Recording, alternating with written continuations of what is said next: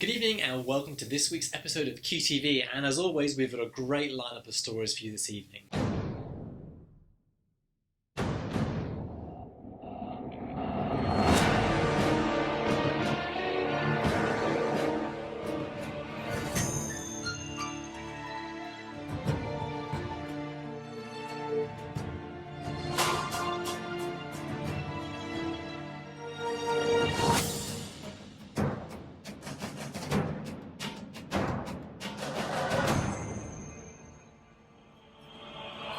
We'll be chatting with artist and public health director Peter Waples-Crowe, a powerhouse figure in the Aboriginal Q+ community. We'll also be taking a dip down to the hair hole in Fitzroy and taking a look at some rather risky burlesque. Actor Ben Still talks about his mental health challenge and the documentary he made, The Show Must Go On. And finally we'll take a look at our Moments in Time series with Mac Ronan, who founded the Also Foundation, who was famous for introducing dance parties in the 1990s, such as Red Raw. Hi everyone, my name's Peter Waples-Crowe, and I want to pay my respects to the Boonwurrung and Wurundjeri, more specifically, to their elders, past, present and emerging.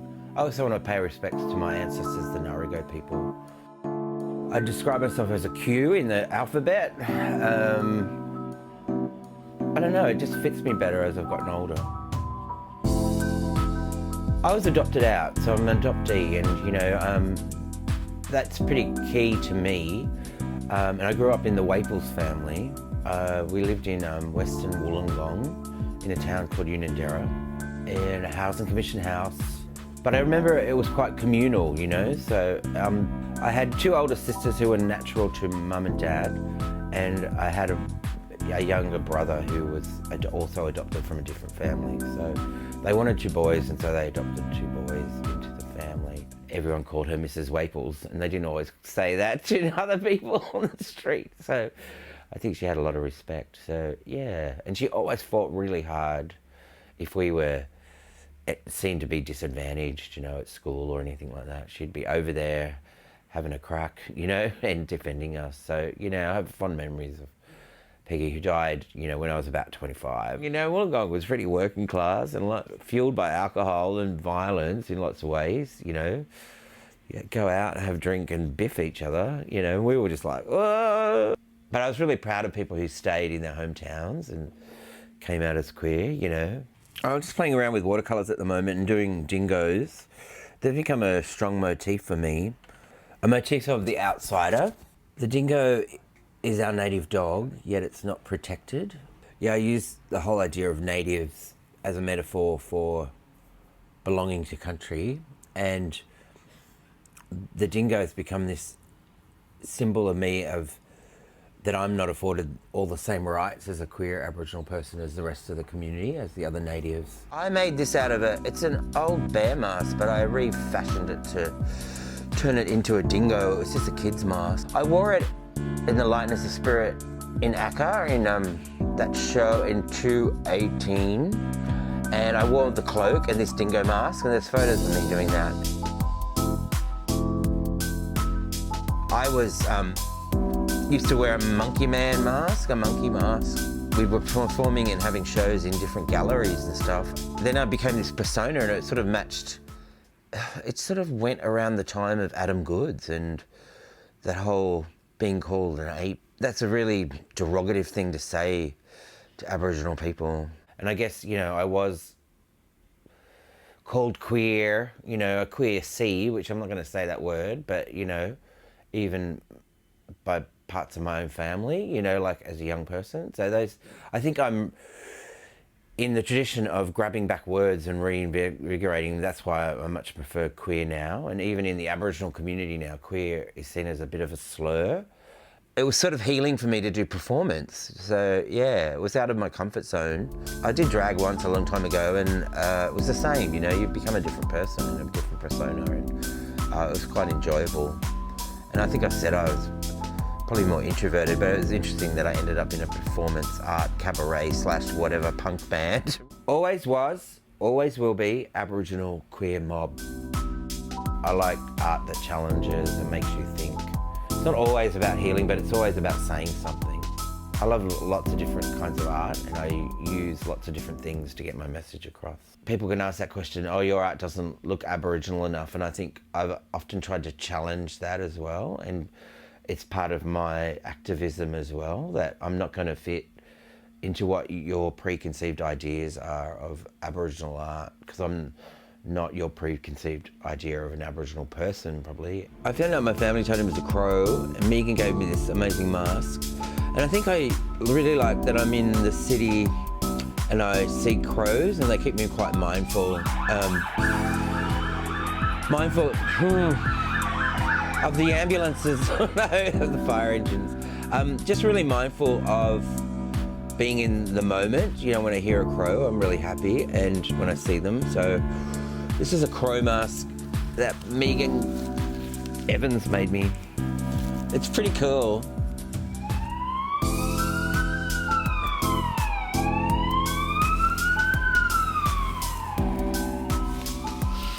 But, you know, it's a celebration. You know, you've got to celebrate your totems in lots of ways. And one way to do that with this, by wearing that. Yeah, I like that whole idea of spirituality and, you know, what's keeping you safe, and things that aren't just rational and proved, but the world beyond that. You've met me at a point in time when I've sort of almost come back to a full circle, and I feel my spirituality really strong. You know, I've got a beautiful partner now, Ian, and who's stuck with me through some really tough times. You know, we've been together nearly as long as we've rented this house and built up all this stuff. Yeah, pretty amazing. A lot of people would have left, I reckon.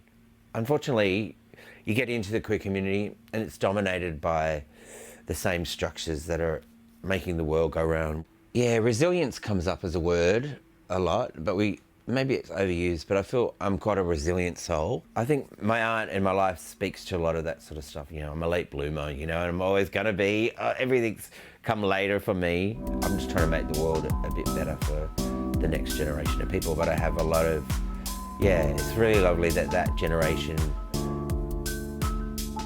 give me uncle, auntie, or ankle, you know, like that's pretty cool. I think it's pretty nice.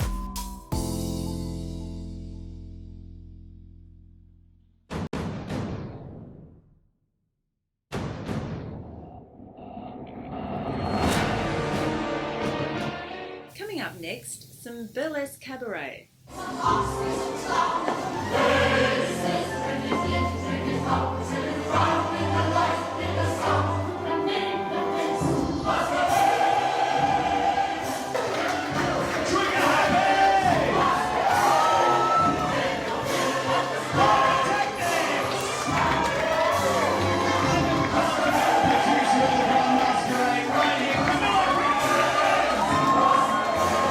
The show is called A Masquerade Ball Cabaret, and it's by Le Grand Cabaret, which is a show that I've been producing for around 2.5 years now. And it's a burlesque show that celebrates all different facets of burlesque.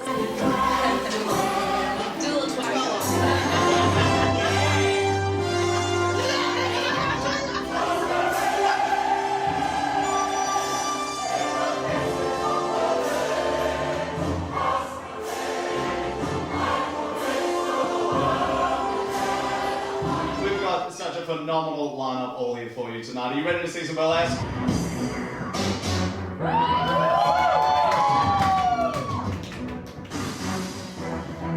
I wanna kiss you, but if I do, then I might miss you. It's complicated and stupid. Got my eyes pressed, sexy cupid. Guess she wants to play, wants to play. I love games, I love.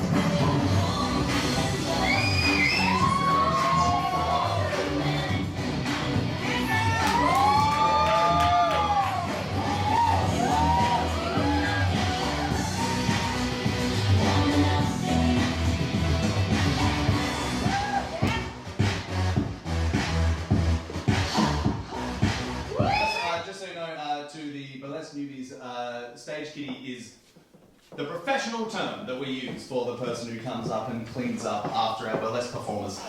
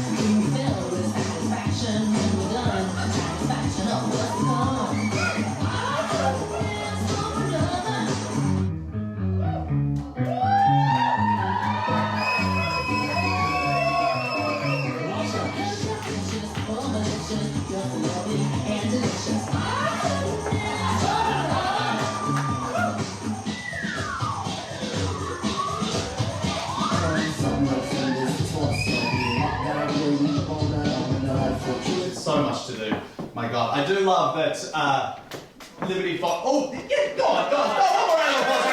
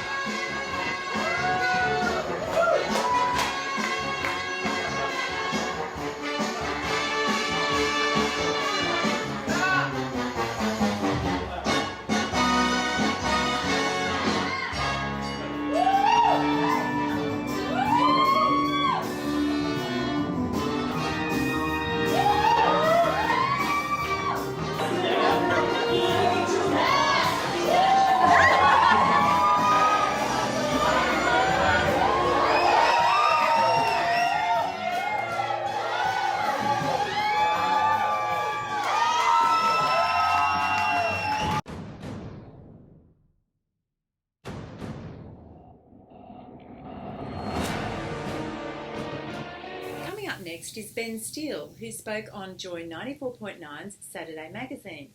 Then we'll remember the founder of the Also Foundation, Mac Ronan. There are about 42,000 people that work in the entertainment industry in Australia. That's 42,000 people. That's a lot of people. That's a lot. Now, there are some pretty concerning mental health statistics associated with people that work in this industry. They are 10 times more likely to experience anxiety symptoms. They are 7 times more likely to experience a sleep disorder, and are 5 times more likely to experience depression. So that's an average of 70%. Something like that, yeah. Good on you. So to talk to us about all of that, we have in the studio Ben Steele. Now, Ben Steele is pretty well known to a number of our listeners as being an actor with Home and Away. So, Ben, you've just made a film. It's called The Show Must Go On. Yep. So this is actually tackling this very issue of the poor mental health outcomes experienced by a large number of people that work in the industry that you work in. Tell us about this series, this documentary. Yeah, I mean, it's been 3.5 years in the making to get to this point, and I just went on an adventure to kind of figure out what was going on. I wasn't aware at the time when I embarked on the journey that how much I was actually struggling myself. I knew I wasn't 100%, but I'd been living over in Europe and working over there, and came back to Oz. Wasn't expecting there to be a parade or anything like that, but it was it became very difficult to kind of get back into the industry. And I noticed that the industry had kind of changed quite a lot in that time as well. It was expanded in the sense that people are consuming more and more content, but it kind of contracted that the opportunities or the people that were working were less and less. So there was colleagues around me that weren't working as well and were struggling and finding it difficult to kind of get by and pay their bills. So it just kind of got me thinking, there's something going on here. And then I stumbled across those stats, that research that you read out, that Entertainment Assist, which is a charity that kind of advocates for better mental health conditions in the entertainment industry, and Victoria University, they did that research.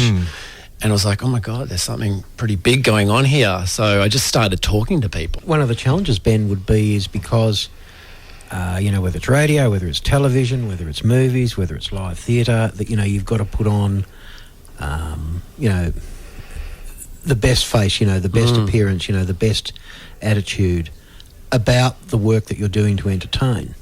So that works as a mask, in effect, to some of the issues that you're challenging about lack of security of employment, about not being paid enough, about, all those things. So that would actually make it harder. Yeah, totally. I mean, I think in many industries and many people, regardless of what industry you're in, talking about how you're feeling down this mental health path is quite difficult. And do you think it's different for men?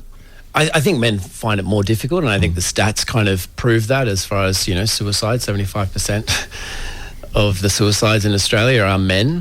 What was happening for you? What was the trigger point? Where did you, how did you actually work out what was happening for you at a personal level? Yeah, it's funny, and I feel like this is possibly a common thing as well. For me, it wasn't this one main thing that, like you worded, like a trigger point. It was a slow decline of things not kind of going well professionally, but then also personally as well. And I think just pressures just slowly, and then one little thing may happen, and then you start to go down a little bit, and it just kind of compacts. And then before you kind of know it, before that awareness is there, you kind of look up and you go, oh my God, I'm in this really big, deep, dark hole.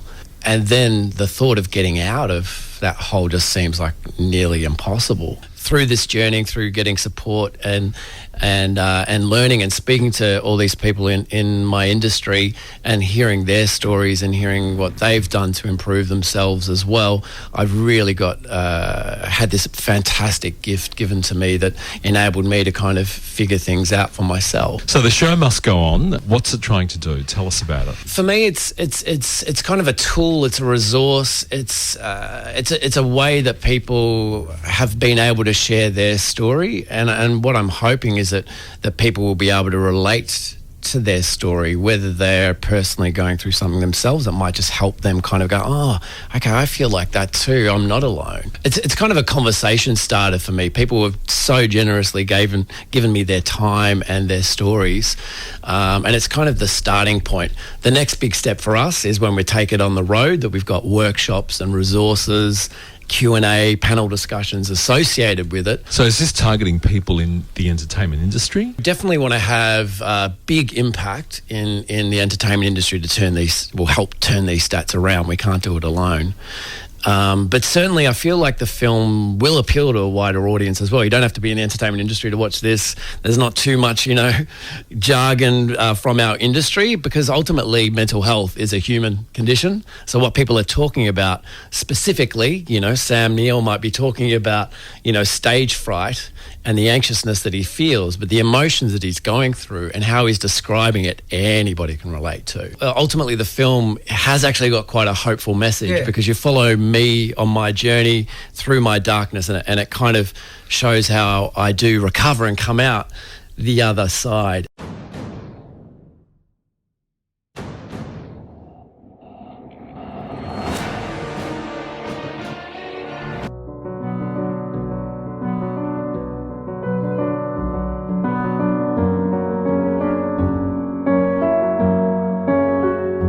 Mark Rowan is not a well-known figure in Victorian gay history.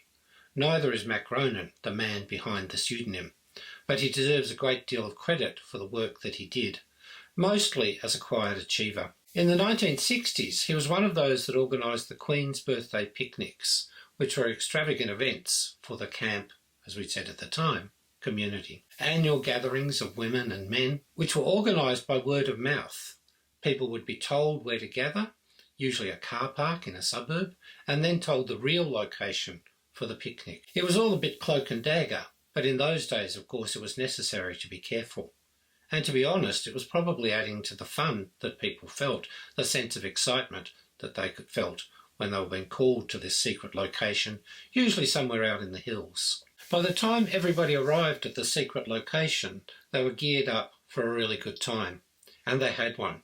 Chicken and champagne, three-legged races, handbag tossing competitions, and usually Queen Victoria and her court would turn up to bring a touch of class to the proceedings. In the early 1980s, Mac and his friends were prepared to be a little more public than the Queen's Birthday picnics had been, and one night at his house in East Hawthorn, he and some friends decided to create Also, the Alternative Lifestyle Organisation. 10 years of gay activism in Victoria and Australia had created a very different kind of society, and so it was possible to be much more out and to celebrate more publicly than had been possible in the 1960s and through the 70s. So when the Alternative Lifestyle Organisation was formed, and the name is a bit closety, it nonetheless felt able to organise a much more public event, and so Gay Day was formed.